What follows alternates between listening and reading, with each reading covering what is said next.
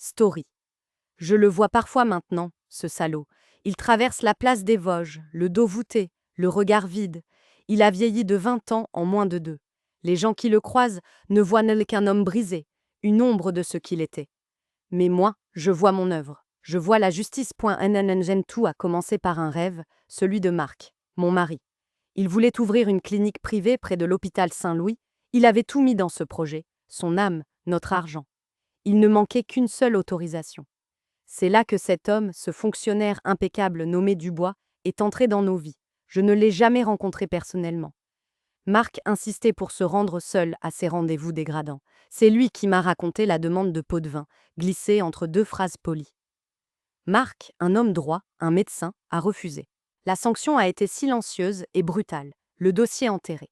Le stress a rongé mon mari jusqu'à ce que son cœur lâche. Les médecins ont parlé d'un AVC, de surmenage. Moi, je savais qu'il avait été assassiné. Le jour de son enterrement, une résolution de fer a remplacé mon chagrin. Dubois avait une famille. J'allais déconstruire la sienne, brique par brique. Mon plan a été conçu dans le calme glacial de mon deuil. J'ai étudié ses habitudes, l'école de son fils, les œuvres de charité de sa femme, Isabelle. L'opportunité s'est présentée sous la forme d'une annonce en ligne, publiée personnellement par Isabelle. Elle ne cherchait pas une simple assistante, mais une compagne et organisatrice de vie pour l'aider à gérer leur grand appartement près du parc Monceau et apaiser ses angoisses. Le rôle était parfait. Ma transformation a été totale. J'ai coupé et teint mes cheveux, changé ma garde-robe, mais aussi ma posture, ma démarche.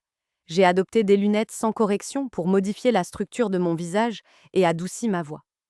Grâce à un contact de Marc, j'ai obtenu des documents et des références irréprochables pour Hélène, ma nouvelle identité. Une veuve discrète de province, sans passé.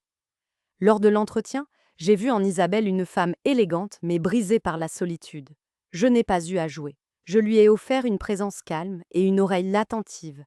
Elle a été si soulagée, si désespérée de trouver un point d'ancrage, qu'elle a insisté pour m'embaucher sur le champ, balayant d'un revers de main la suggestion de son mari d'attendre une vérification de sécurité formelle. La femme de mon ennemi venait de m'ouvrir sa porte, mais je me suis installée dans leur vie comme une ombre douce et efficace. Isabelle était une créature de peur, son appartement une cage dorée. Sa faiblesse était une angoisse paralysante de la solitude.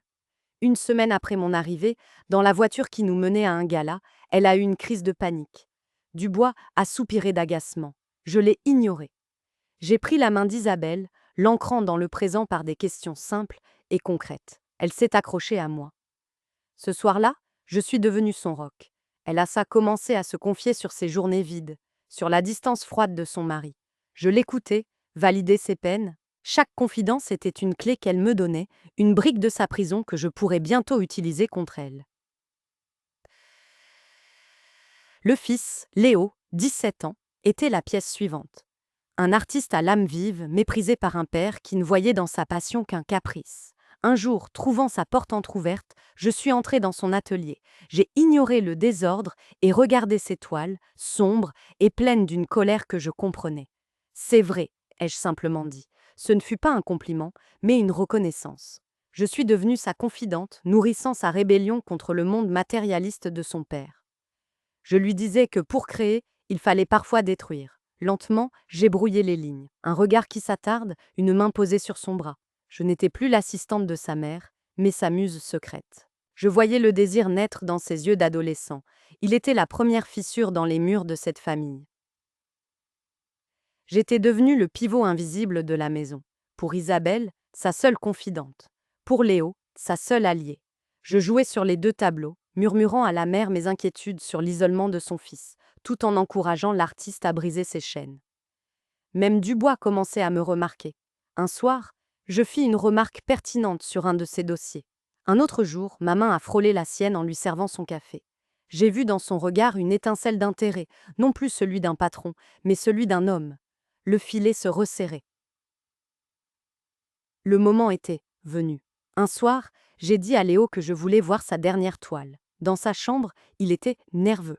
Je me suis approchée très près, lui chuchotant que son talent était un don dangereux.